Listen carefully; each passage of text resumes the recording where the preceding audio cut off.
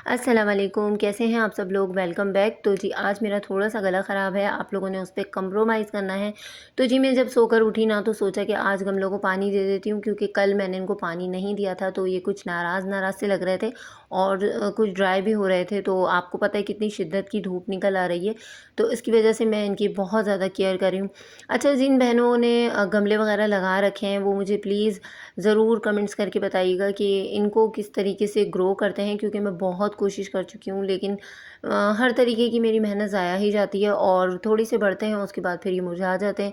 तो ऐसी में क्या मिस्टेक कर रही हूँ जिसकी वजह से ये हो रहा है, तो आप लोगों ने मुझे कमेंट्स में ज़रूर बताना है। और अच्छी बात बताना, वैसे भी सदका जारिया होता है, किसी का भला हो जाए तो उसमें अल्लाह ताला सवाब भी देते हैं और मेरा मेरा भला हो जाएगा तो आप लोगों को इसका सवाब भी मिलेगा।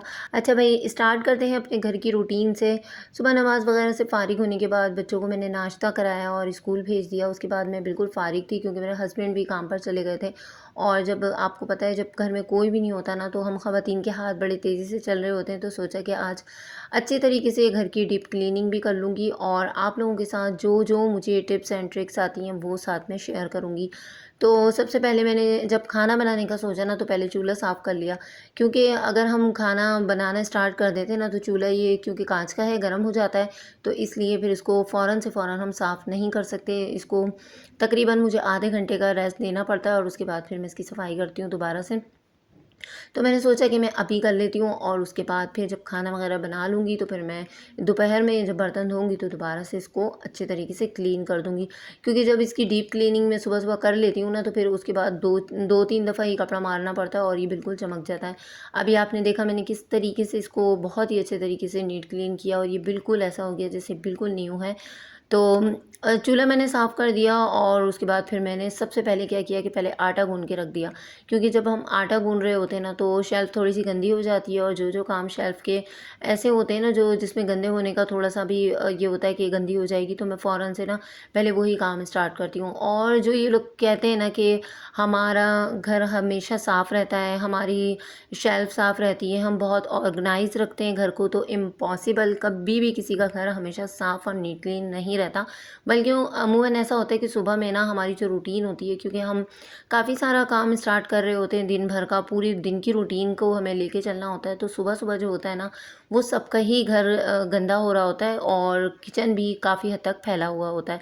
तो जो बहनें ये कहती हैं ना यूट्यूब पर आकर के हमारा घर बहुत ही ज़्यादा नीट क्लीन रहता है और एक-एक चीज़ ऑर्गनाइज़ रहती है, तो भई मैं तो इस चीज़ को नहीं मानती, क्योंकि बच्चे वाले घरों में ना बहुत सारी चीज़ें ऐसी होती हैं सुबह में जो फैली हुई होती हैं। और किचन में भी ऐसा होता है कि जब हमें खाना बनाना है, नाश्ता बनाना है, बच्चों को लंच देना है, तो इसकी वजह से किचन काफ़ी हद तक फैल जाता है। तो टेंशन लेने की कोई बात नहीं होती, नाश्ता किया करें आराम से और उसके बाद जब घर का काम स्टार्ट करेंगी, तो जब एक दफ़ा हम काम में लग जाते हैं ना ख़वातीन, तो फिर बहुत जल्दी-जल्दी हम सारा काम कर लेते हैं। एक दफ़ा बस खड़े होने की देर होती है। तो मैंने अभी जैसे आपके सामने आटा गूँधा है ना, तो मैं अब आटे के ऊपर इतनी मेहनत नहीं करूँगी। मैं क्या करूँगी, इसको थोड़ी-सी देर के लिए रेस्ट दे दूँगी, तकरीबन 10 मिनट का। इस 10 मिनट में मैंने अपने लिए 2-3 काम ढूँढ रखे हैं, मैं वही करूँगी। रात को मैंने ये पिसा हुआ धनिया मँगाया था, इसके अंदर देखें कितना कचरा है। तो कभी भी ना पिसे हुए धनिये को इस तरीके से यूज़ मत किया करें। इसके अंदर इतना कचरा होता है ना, और वो हम सालन में ऐसे ही डाल रहे होते हैं, सिर्फ़ इस वजह से कि हमें उसको छानना पड़ेगा। छानने के अंदर तकरीबन 2 से 3 मिनट हमें लगते हैं और उसके बाद हमारा जो धनिया होता है वो नीट क्लीन होता है।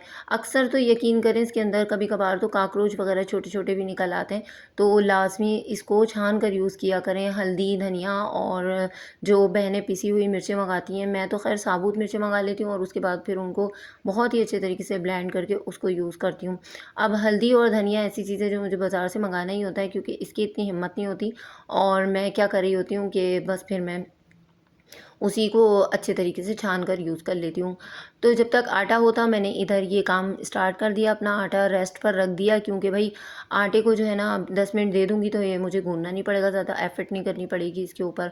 और ढका मैंने इसको इसलिए नहीं कि मैं इसके बराबर में ही खड़ी हूँ। अगर आप लोगों ने इस तरीके से आटे को रेस्ट देना है तो आपने इसको लाज़मी ढाँप कर रखना है और उसके बाद जब आप वापस आएँगी तो फिर उसको खोल कर अच्छे तरीके से इसको मिक्स एंड मैच कर लें और और उसके बाद फिर इसको जिस भी आपने बर्तन में रखना है उसमें आप दोबारा से ढाँप कर रख लें।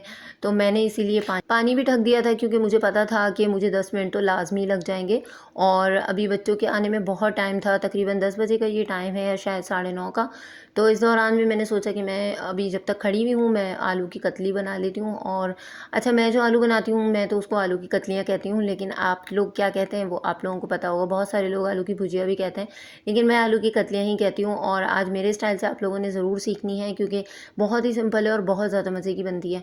तो आप लोगों ने लाज़मी इसको एक दफ़ा ट्राई करके देखना है। साथ में सैलेड के लिए मैंने ये खीरा भी निकाल लिया था, और अभी मैं इसको कट करके थोड़ी देर बाद रखूँगी। इससे पहले कि आटा मज़ीद टाइम लेता, मैंने सोचा कि मैं पहले इसको फ़ाइनल कर देती हूँ।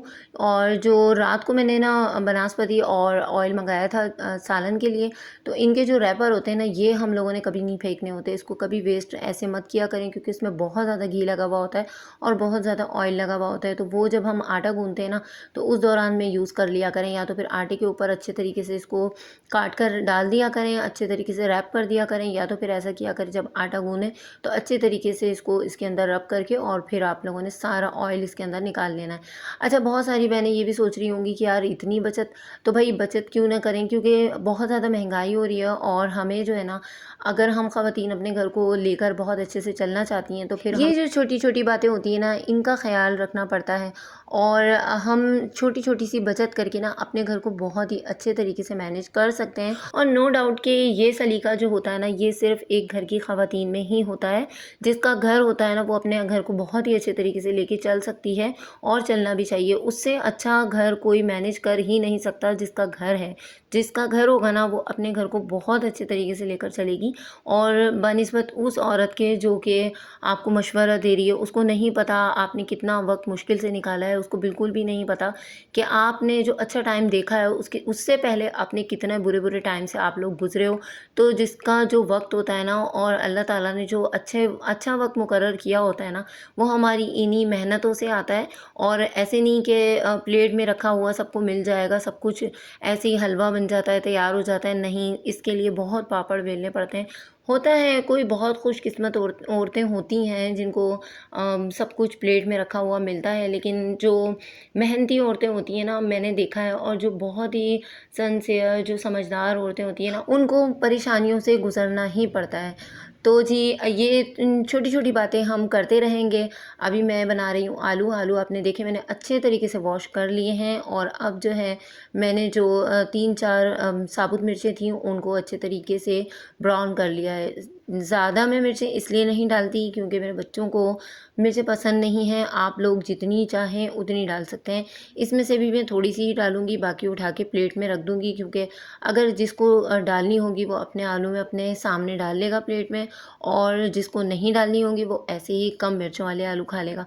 तो मैं ना जब भी कोई सालन वग़ैरह बनाती हूँ ना, इसी तरीके से बनाती हूँ, क्योंकि मेरे बच्चे ना बहुत कम मिर्चें खाते हैं, और बच्चों को इतनी मिर्चें देनी भी नहीं चाहिए। उनके मैदे इतने नाज़ुक होते हैं, मिर्चें वैसे भी नुकसानदेह होती हैं, तो जिसको सामने डालनी हो वो डालकर अपने खा लेता है। तो ये चीज़ें और ये टेक्नीक होती हैं कि कोई भी नाराज़ भी नहीं होता, और हमारा जो काम होता है वो भी परफ़ेक्ट हो जाता है। तो सबको सबकी पसंद का खाना भी मिल जाता है। अच्छा, साबुत मिर्चों को ब्राउन करने के बाद मैंने बाहर निकाल लिया था, और आपके सामने उनको चूरा बना लिया, और उसके बाद थोड़ी-सी क्वांटिटी में इसके अंदर दोबारा से ऐड कर दिया, और जो ऑयल गरम हुआ हुआ था उसमें मैंने ज़ीरा डाल के उसको कड़कड़ा लिया, और बहुत अच्छे से उसको काला कर लिया। जब वो काला भी हो गया, तो उसके बाद मैंने इसमें आलू डाल दिए। आलू डालने के बाद मैंने वही चारों मसाले डाल दिए, जो कि हल्दी, धनिया, नमक और पिसी हुई मिर्चें। मैं कुटी हुई मिर्चें यूज़ करती हूँ, आप पिसी हुई मिर्चें भी यूज़ कर सकती हैं। लहसुन अदरक का पेस्ट डाल दिया, आधा टमाटर काट के डाल दिया, क्योंकि हमारे घर में बहुत खट्टा नहीं खाया जाता।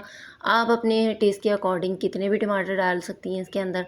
और लाज़मी आप लोगों ने इसके अंदर थोड़ा-सा अचार गोश्त का पैकेट डाल देना है। अब ये भी नहीं कि पूरा डाल देना है, आपने 1 चम्मच के बराबर इसके अंदर ऐड कर देना है।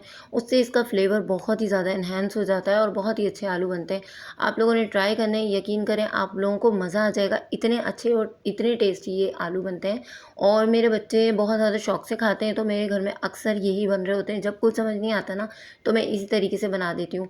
एक तरफ आलू दम हो रहे थे, तो आपके सामने मैंने आटा गूँथ लिया था। तो अभी मैंने रोटी भी बना ली है और इस वक़्त तकरीबन 11 बज रहे हैं। 11 बजे जब हमारी लाइट आती है ना, तो उस वक़्त तक मैं तकरीबन सारे कामों से फ़ारिग हो चुकी होती हूँ। ये आलू देखने में जितने अच्छे और चटपटे लग रहे हैं ना, यकीन करें इससे भी ज़्यादा टेस्टी बने हैं। और जितने आलू साबुत होते हैं ना, इसके अंदर थोड़े बहुत अगर आलू टूट जाते हैं ना, तो उसका फ्लेवर बहुत ही ज़्यादा अच्छा आता है। तो अगर आलू टूट जाएँ तो आप लोगों ने बिल्कुल भी परेशान नहीं होना, वो बहुत ही अच्छे टेस्टी आलू बनते हैं। आप लोगों ने आलू बनाने हैं, ज़रूर ट्राई करने हैं और अपनी बहन को दुआएँ देनी हैं। मुझे रखिएगा दुआओं में याद, अपना रखिएगा बहुत ज़्यादा ख़्याल। अल्लाह हाफ़िज़।